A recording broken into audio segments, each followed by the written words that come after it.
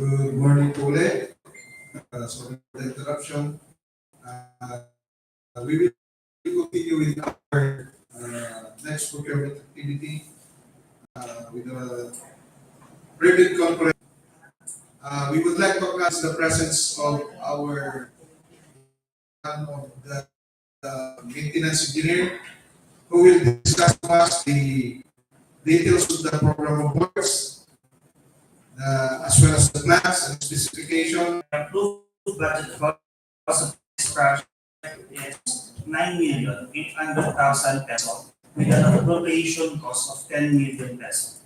The scope of work of this project are the following. First off, we have the removal of the structures and obstruction, specifically concrete.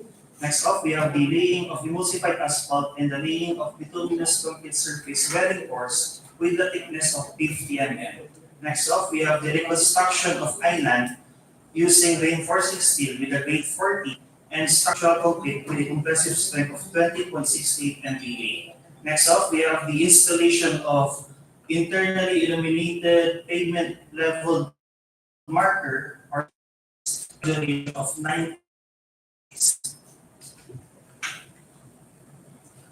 So for the next project, it has a contract ID of 24AH0030 entitled Improvement of Intersection along Dagupan-Bonuan-San Fabian Road and Boulevard Extension Road located at Dagupan City, Pangasinan.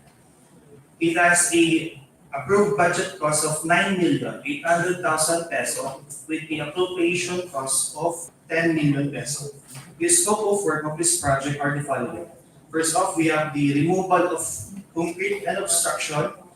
Next, we have the laying of emulsified asphalt and laying of bituminous concrete surface reinforced with a thickness of 50 mm. Next, we have the reconstruction of island using reinforcing steel and structural concrete. Next, we have the installation of internally illuminated pavement leveled marker or stud. Next, we have the application of reflectorized thermoplastic pavement markings color white and color yellow. Next, we have the application of reflectorized thermoplastic rumble strips. And lastly, the installation of single-arm solar LED roadway lighting. Furthermore, the physical target of this project are the following.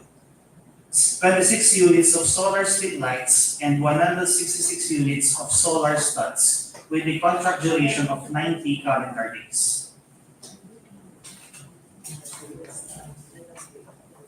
So next off, the contract ID of the last project is 24AH0031 entitled Improvement of Intersection along Pangasinan Road with a section ID of S00305LZ from kilometer 380+050 Tambac Road, located at Dagupan City, Pangasinan.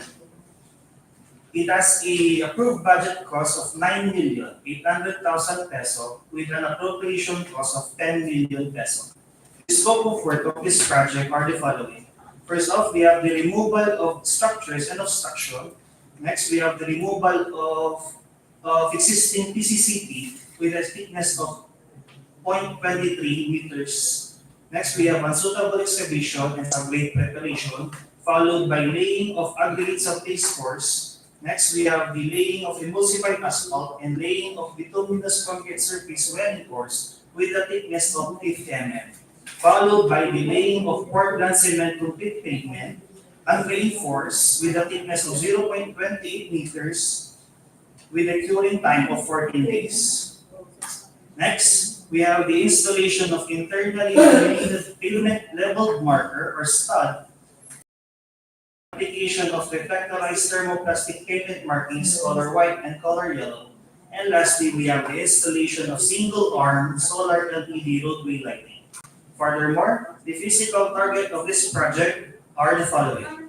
First, we have 34 units of solar street lights and 20 units of solar studs with a contract duration of 90 calendar days. That's all. Thank you, sir. Edward. Next, Sir Manny will discuss the documents to be submitted, the bidding requirements, instruction to bidders, and the general condition of the contract, as well as our next procurement activity. Documents to be submitted by bidders, whatever documents, valid Egypt's registration certificate, PCC, BTI or CTA, mayor's permit, tax clearance certificate.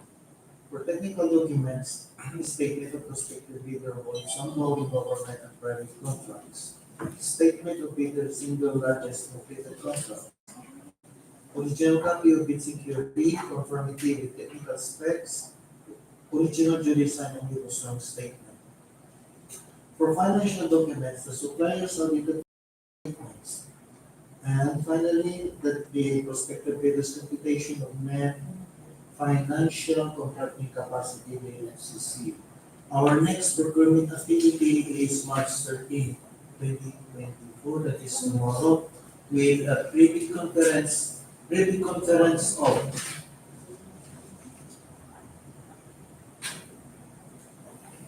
with a contract ID of 2480-160, repair maintenance of kaya nga revetment, barangay kaya nga Boulevard, Pangasinan, Phase 1, with an ABC of 4 million. And 24GAH0005, supply and delivery of fuel and other lubricants for use of various vehicles at DPWH Pangasinan BPO, with an ABC of 2 million. Tomorrow also we have the bidding one civil works project with a contract ID of 2488-0144, construction of river protection along Amno River Basin, Barangay Poblacion upstream of Biscondo, with a PC of 96,500,000. That's all. Thank you, Sir Manny. Are there any queries regarding our proceedings? There's none. This meeting is now adjourned. Thank you.